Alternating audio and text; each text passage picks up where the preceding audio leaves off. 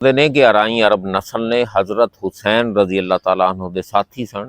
712 ईस्वी जहाद की गरज दे नाल बर्रे सगीर दे विच आए।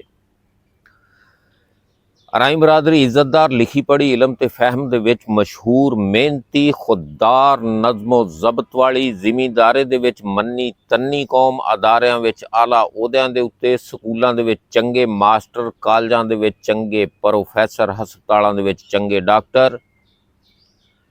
इस तो इलावा कारोबार दे विच एक नां रखते हैं खुदा तरस आपदे अंदर सबर तहम्मल ते हौसला रखने वाली कौम।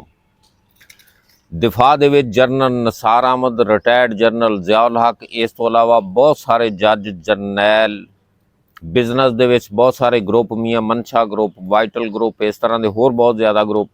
सहाफत दे विच मुजीबुर रहमान शामी ज़िया शाहद। इल्मो अदब दे विच अहमद नदीम कासमी अशफाक अहमद जाविया वाले सूफी तबस्सम वर्गे नां। कानून ते अदलिया दे विच जस्टिस खलीलुर रहमान रामे चौधरी इतजात हसन। सियासतदाना दे विच चौधरी मोहम्मद अली चौधरी रहमत अली एजाजुल हक साद रफीक मियाज़र हमायूं अख्तर इस तरह के बहुत ज़्यादा ना।